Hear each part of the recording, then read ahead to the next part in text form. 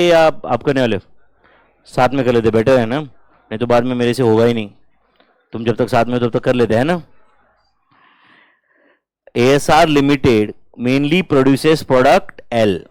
ASR limited mainly produces product L. आप देखो question थोड़ा पढ़ने का भी ऑब्जर्व किया करो भाई। मैं कभी ऐसे कब दिखा कि आपको गड़बड़ में पढ़ रहा है क्वेश्चन?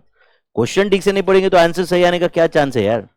तो वहां पे वो जो टाइम आपने ये नहीं सोचना कि मैं गड़बड़ गड़बड़ में पढ़ लेता हूं, कोई फायदा नहीं है वहां पे। कहां पे अपने को टाइम सेव करना है और कहां पे इन्वेस्ट करना है समझना चाहिए। अपन क्वेश्चन पढ़ रहे हैं तो भाई वो इंपॉर्टेंट है। वहां पे एक आध मिनट ज्यादा गया 2 मिनट ज्यादा गए उससे फर्क नहीं पड़ता है वहां पे। बाद में कैलकुलेशन स्पीड फास्ट करो, अननेसेसरी जो फालतू कुछ भी कहीं पे टाइम वेस्ट करते हो वो कम करो, है कि नहीं? वो इंपॉर्टेंट है ना। ASR limited mainly produces product L and gets a by product M. तो एल मेन प्रोडक्ट है, बराबर है ना? Mainly produces L and by product M. The net realizable value of byproduct is used to reduce the joint production cost before joint costs are allocated to the main product. समझा क्या? मतलब जो joint तुम्हारा जो bye product है उसका NRV joint cost से deduct करोगे तो आपको मिलेगा joint cost attributable to main product. Pause बोलू सेंटेंस से क्या बोला मैं? एनआरवी ऑफ बाय प्रोडक्ट आप जॉइंट कॉस्ट से डिडक्ट करो तो you'll get joint cost attributable to main product. समझा क्या आपको? During the month of October 22 company incurred joint production cost of 4 lakh. तो जॉइंट कॉस्ट दिया हुआ है आपको, joint cost incurred is 4 lakhs। Joint cost incurred कितना है? 4 lakhs। The main product L is not marketable at split off point. Okay, thus it has to be further process. Details of company's operation are as under. तो product L का further processing cost है, selling price है, मतलब selling price ये final रहेगा। And M का selling price दिया हुआ है split off point. And M के नंबर ऑफ यूनिट्स भी दिए हुए हैं आपको, है कि नहीं बच्चों? यस और नो? तो you are required to find out profit earned from product L, selling price of product L if company wishes to earn a profit of बोलो 1 lakh from the above production. पूरे प्रोडक्शन पे 1 लाख अगर profit चाहिए तो L का बोलो selling price क्या होना चाहिए। अच्छा, ये जो प्रोडक्ट एम बाय प्रोडक्ट है ना, इसका कुछ फर्दर प्रोसेसिंग कॉस्ट दिया है क्या उन्होंने? नहीं। तो उसका एनआरवी का इंटरप्रिटेशन क्या है? Sales value at split off point. Sales value at split off point मतलब सीधा सीधा एम बेच के जो आपको पैसा मिलेगा वो ज्वाइंट कॉस्ट से डिडक्ट होगा। यस और नो? मतलब एम का कुछ प्रॉफिट हो रहा है क्या? नहीं, एम का कोई प्रॉफिट ही नहीं फिर वहां पे। समझा क्या? सिंपल बताना है तो मैं इसके पहले भी बता चुका हूं। ये दो प्रोडक्ट, ये मैं मेन प्रोडक्ट बना रहा था, सुन रहे हो क्या? ये मेन प्रोडक्ट बनाने के लिए खर्चा कितना लगा? 4 लाख। सुनो तो नालायक को, 4 लाख। बट ये प्रोडक्ट बनाना था मुझे। ये प्रोडक्ट क्या, इसका नाम क्या है फिर? एल। ये है एल। बट साथ साथ में ये एम बन गया। क्या बन गया? एंड एम के कितने यूनिट्स बने? 200। क्या रेट से बेचता हूं मैं? 5। तो कितना पैसा मिला? 1000 रुपए। 1000 रुपए मिल गया। तो आप ऐसे समझो कि ये प्रोडक्ट बनाने के लिए 3,99,000 का खर्चा हुआ। कितना खर्चा हुआ? 3,99,000 का खर्चा हुआ। दैट्स इट, खत्म। करो सॉल्व। देखो जरा कुछ खुद लिख के देखो, कुछ प्रेजेंटेशन वगैरह तुमसे होता है क्या? मैं वेट करूँ क्या 5 मिनट? क्या मैं बाद में सॉल्व करूंगा? क्या होगा, जरा आपको समझेगा ज्यादा ज्यादा भाई क्या हो सकता था। आई एम वेरी श्योर कि तुम में से 80-90% स्टूडेंट सॉल्व कर लेंगे। पता नहीं बाकी का क्या होगा। कुछ कुछ बीमार है उनसा उनका उनका छोड़ के, है ना? तुम्हारा कब है बीमारी का टाइम वैसे? तुम नहीं होने वाले ना बीमार? ठीक है, करो।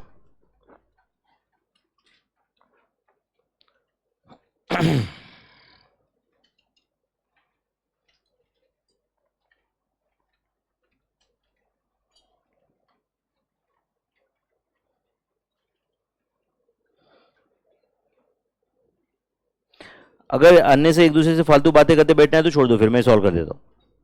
करोगे सॉल्व?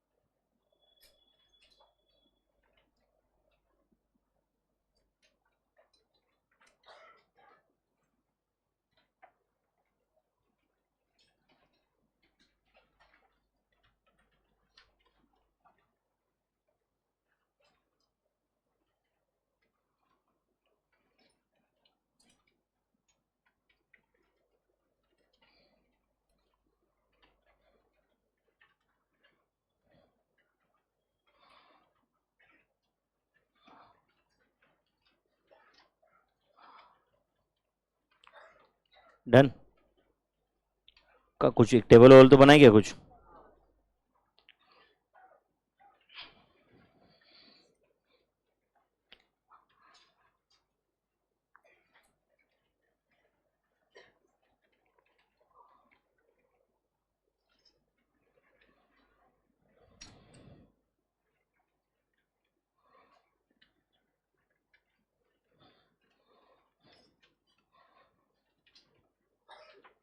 कितना है profit?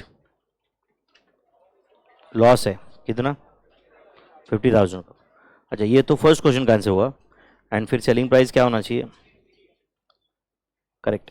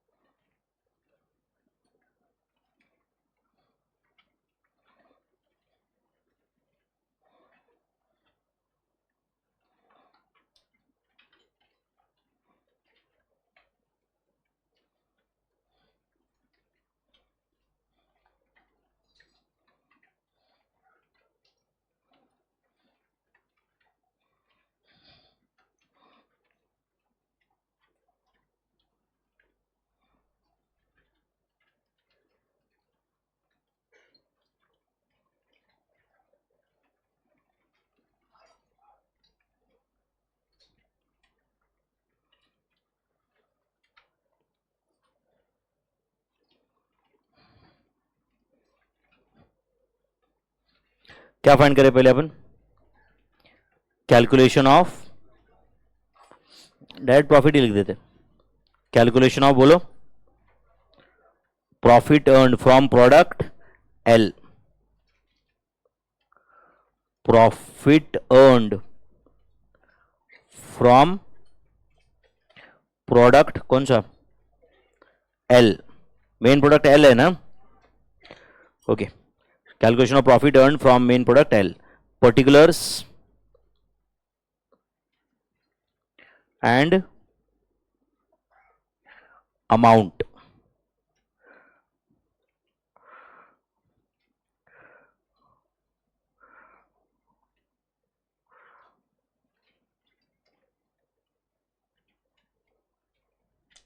Calculation of profit earned on product L.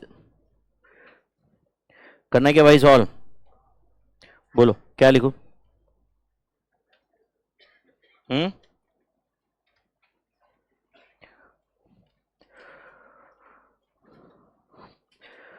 तो पहले लिख देते हैं sales value of bye product. क्या नाम है बाय प्रोडक्ट का? M. Sales value of by product M at split off point. सही है क्या भाई? हाँ, कितना है बता दो, बोलो ना। 200 units into ₹5। Is it 1000? Do you agree? अब लिख दो B, total joint cost. Total बोलो जॉइंट कॉस्ट कितना है? 4 lakhs। ओके। अब मैं लिख देता हूं joint cost attributable to, joint cost बोलो मेरे भाई, attributable to main product. To main product कौन सा बोलो? एल। आफ्टर, आफ्टर क्या बोलो? Crediting. After crediting sales value लिखता हूं बट उसकी जगह में नेट रियलाइजेबल वैल्यू लिखता हूं, चलेगा क्या? Sales value is nothing but it is net realisable value only of by product. After crediting net realisable value of बोलो byproduct. After crediting net sales value of by product M to बोलो joint cost. तो joint cost को समझा ना, 1000 rupees का credit दिया आपने, तो कितना जॉइंट कॉस्ट रह गया? 3,99,000। तो अब ये 3,99,000 सिर्फ किसका है बोलो? एल का है। सिर्फ किसका है ये? एल का। अच्छा बताओ एल स्प्लिट अप पॉइंट पे बेच देते क्या अपन? नहीं, तो एल पे कुछ फर्दर प्रोसेसिंग कॉस्ट है, तो further processing cost on product L कितना है? 1,01,000। तो बताओ ये सी प्लस डी क्या रहेगा? Total cost of product L, total cost of product L. बोलो कितना? प्रोडक्ट एल की कितनी क्वांटिटी बनाए? ऑब्वियसली 10,000 यूनिट्स, ऐसे लिख सकते हैं ब्रैकेट में लगे तो। Tell me my friends whether answer is C plus D, is it C plus D? बोलो फिर कितना है वो? Is it 5 lakhs my friends? तो 5 lakhs is the total cost of product L. अच्छा आपको एल का सेलिंग प्राइस भी पता है क्या बच्चों? क्या रेट से बेच रहे हो?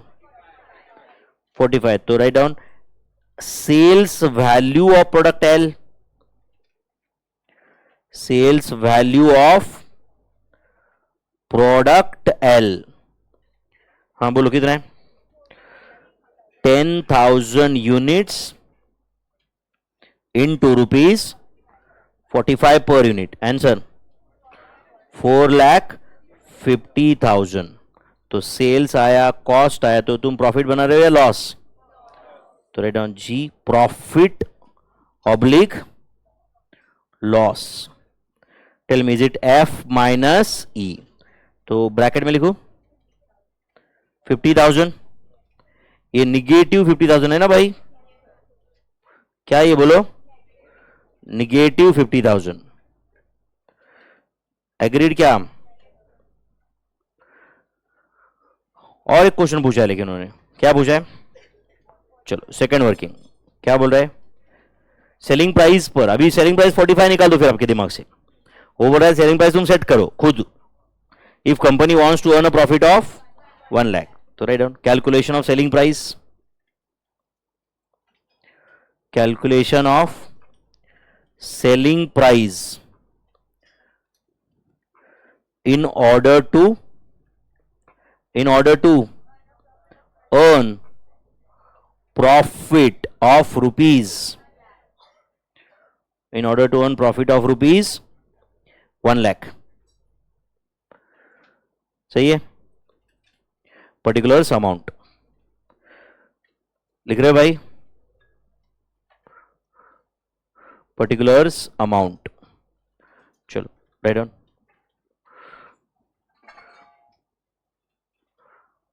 हाँ भाई बस हो गया।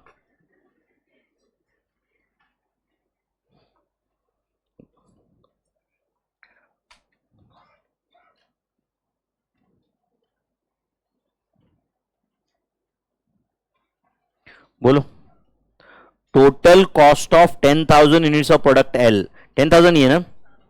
Right down total cost of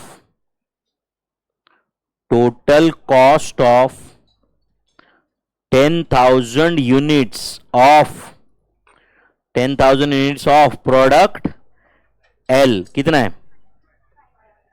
5 lakhs। Agreed? Right on B expected profit कितना? Expected profit 1 lakh. तो ये ए प्लस बी क्या रहेगा? बोलो एक्सपेक्टेड सेल्स वैल्यू, अगर इतना प्रॉफिट चाहिए तो इतना सेल्स करना पड़ेगा।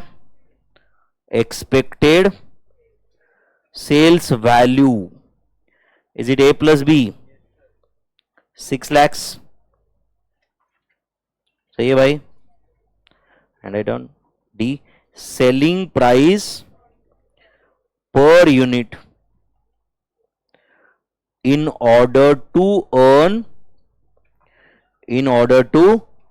earn profit of rupees 1 lakh।